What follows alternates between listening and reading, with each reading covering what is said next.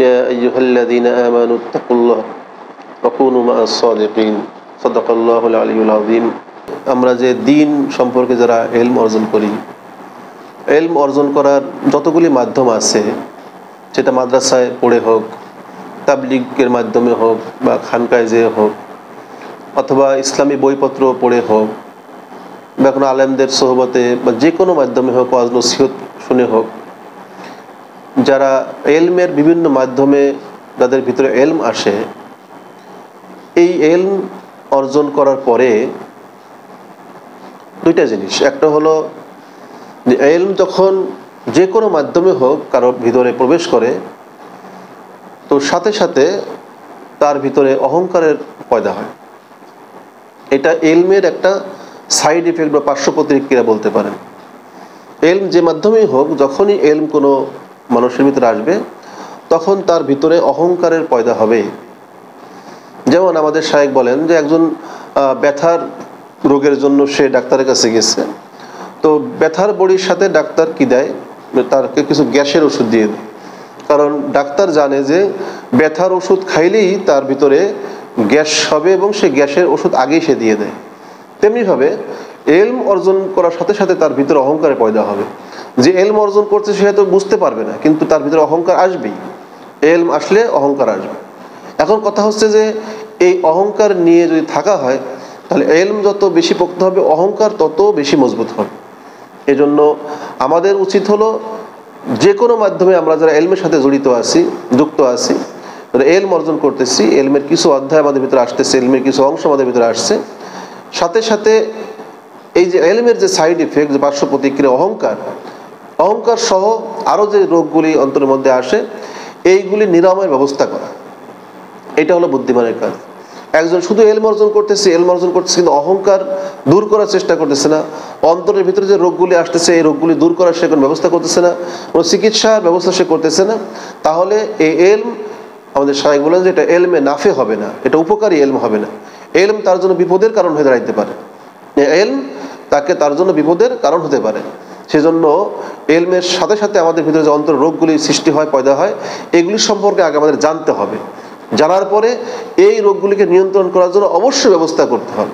না হলে শুধু এলম অর্জন করলে অবশ্যই সে একদিন না একদিন সে ক্ষতির মধ্যে পড়বে। এই এলম তার বিপদের কারণ হবে, তার ব্যক্তিগত জীবনে, তার পারিবারিক জীবনে, সামাজিক জীবনে অবশ্যই কোনো না কোনো একদিন সে বিরাট ক্ষতির মুখে সে পড়বে। এই এলম তাকে বাঁচাইতে পারবে না।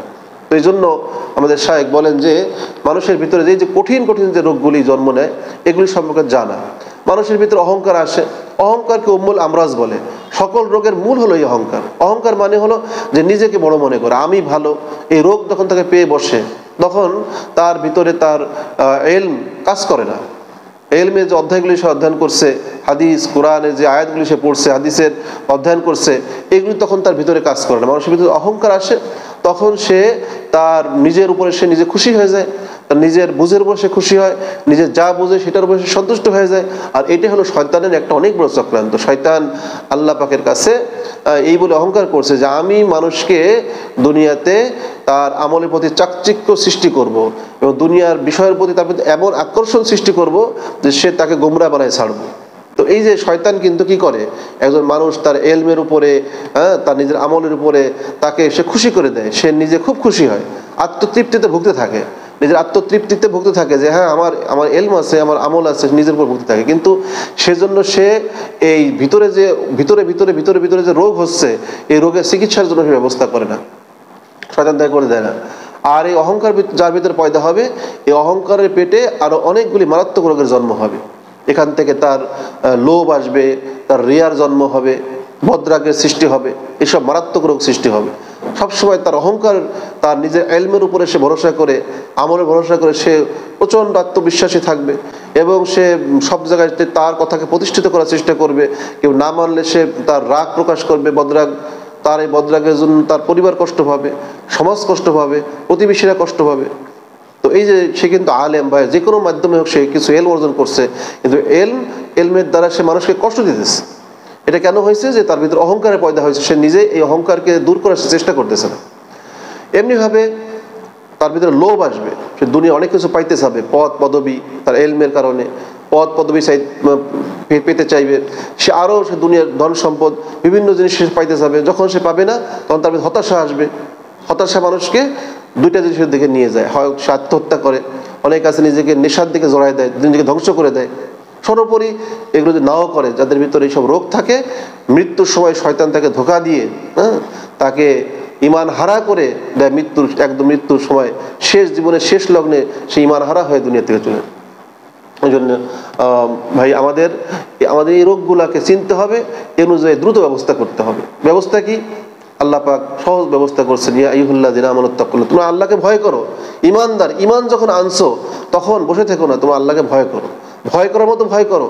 কিভাবে ভয় করবা? কিভাবে তুমি মুত্তাকি হবা? কিভাবে তুমি গুনাহ ছাড়বা? তুমি একা একা পারবা না। এই জন্য তুমি কি করো? ওয়াকুনু মা সাদিকিন, যারা গুনাহ ছাড়ছে, গুনাহ ছেড়ে ছেড়ে অনেক কষ্ট করছে, সাধনা করছে, গুনাহ ছাড়ছে, নিজে মুত্তাকি হয়েছে, আল্লাহওয়ালা হয়েছে, তাদের সাথে তুমি লেগে থাকো, শিশুর মতো লেগে থাকো।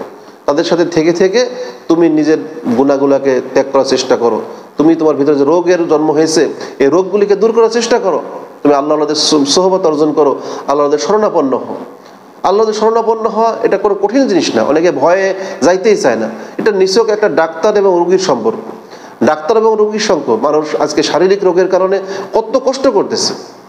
আজকে শারীরিক রোগের কারণে তার অর্থ, বিত্ত, শক্তি, সামর্থ্য সব সে ব্যয় করতেছে। স্থানীয় ডাক্তার দেখায়, না হলে সে ঢাকায় ডাক্তার দেখায়। ঢাকার ডাক্তার কাজ করতেছে না, বিদেশে ট্রিটমেন্ট করতেছে। আজ চিকিৎসার জন্য নিজের সম্পদ যদি শেষ হয়ে যায়, সে ঋণ করতেছে। তারপরও শারীরিক চিকিৎসার জন্য, শারীরিক রোগকে দূর করার জন্য মানুষ কত মেহনত করতেছে, কত কষ্ট করতেছে। অথচ এ কথা কোথাও বলা নাই যে তুমি যদি এই শরীরের রোগ নিয়ে, হার্টের রোগ নিয়ে, কিডনির রোগ নিয়ে যদি তুমি দুনিয়া থেকে চলে যাও, আল্লাহ কথা বলেন না যে তোমাকে জাহান্নামে দেওয়া হবে। বলা হয়েছে? কোথাও বলা হয়নি। তো শারীরিক রোগ নিয়ে মৃত্যুবরণ করলে তার জাহান্নামে যাবে এরকম কোনো কথা বলা হয়নি।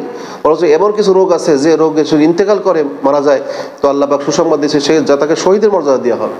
তো এই যে জিনিস থাকলে আমার জাহান্নামে যাওয়া লাগবে না, সেই জিনিসকে মানে সেই রোগকে সারার জন্য আমরা কত কষ্ট করতেছি, কত অর্থ ব্যয় করতেছি। অথচ অন্তরের যে রোগগুলি, মারাত্মক মারাত্মক রোগগুলা, এই একটা রোগই মানুষকে জাহান্নামে নেওয়ার জন্য যথেষ্ট। একটা রোগই মানুষকে জাহান্নামে নেওয়ার জন্য যথেষ্ট। এরকম মারাত্মক মারাত্মক 10টি রোগ নিয়ে আমরা নিশ্চিন্তে জীবনযাপন করতেছি। অথচ আমি একজন নামাজি, অথবা আমি একজন হাজী সাহেব, অথবা একজন মোবাল্লিগ, অথবা একজন আলেম, কিন্তু সবার জন্য একই কথা, যদি এই রোগগুলি থাকে তো সমস্ত আমলটা নষ্ট হয়ে যাবে। এই জন্য অন্তরের রোগগুলোকে আমরা গুরুত্ব দেওয়ার চেষ্টা করি। অন্তরের রোগের জন্য আমরা যথোপযুক্ত ডাক্তারের শরণাপন্ন হই। যে ডাক্তারের চিকিৎসা আমার ভালো লাগে, যে ডাক্তারের চিকিৎসা আমার সহজ লাগে, যে ডাক্তারের প্রেসক্রিপশন আমার মানতে সহজ হয়, আমি সেই ডাক্তারের কাছে যাই। এরকম রুহানি ডাক্তারের শরণাপন্ন হই। শারীরিক রোগের জন্য আমি একদিন সবর করতে পারি না, কিন্তু বছরের পর বছর জীবনের কারো অর্ধেক কেটে গেছে, কারো 3 ভাগে 2 ভাগ চলে গেছে, এখনো অন্তরের এই ভয়াবহ রোগগুলি নিয়ে আমরা এখন নিশ্চিন্তে আছি, গাফলতির সাথে জীবনযাপন করতেছি। এক একটা রোগ আমাকে বেঈমান করে দুনিয়া থেকে যাওয়ার জন্য যথেষ্ট হয়ে যাবে। এই জন্য আমাদের অনুরোধ থাকবে যে আল্লাহ পাক আমাদের শয়তানের ধোঁকা থেকে হেফাজত করেন। আমরা যেন আমাদের নিজেদের ইলম আমলের উপরে সন্তুষ্ট না হয়ে যাই। এটা মারাত্মক শয়তানের ধোঁকা। অবশ্যই আমার জীবনের জন্য একজন অভিভাবক দরকার, একজন আল্লাহওয়ালা শরণাপন্ন হই, তার হাতে বায়াত হই, তাকে আমরা মুরব্বী বানাই, তার পরামর্শ অনুযায়ী আমরা জীবন পরিচালনা করি।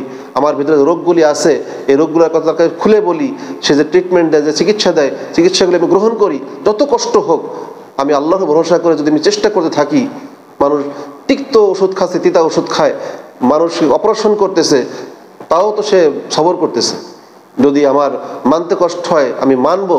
আমার জান্নাতে যাওয়ার জন্য আমাকে এই রোগগুলি আমাকে অবশ্যই চিকিৎসা করাইতে হবে। দুনিয়াতে সফলতা, আখিরাতে সফলতার জন্য অবশ্যই 10টি রোগের চিকিৎসা করতে হবে। এই জন্য আল্লাহ পাক সহজে প্রেসক্রিপশন দিয়েছেন, ওয়াকুনু মা সাদিকিন। অবশ্যই কোনো না কোনো আল্লাহর হাতে বায়াত হয়ে, আল্লাহর কাছে নিজেকে সঁপে দিয়ে, আমার সমস্ত হালাত তাকে জানিয়ে, তার কাছে ট্রিটমেন্ট নিয়ে আমি ইনশাআল্লাহ 10টি রোগ থেকে আমি সুস্থ হওয়ার চেষ্টা করব। আল্লাহ পাক আমাদের সবাইকে অন্তরের এই ভয়াবহ 10টি রোগ থেকে বেঁচে থাকার হেফাজত করে আল্লাহ পাক আমাদের তৌফিক দান করেন।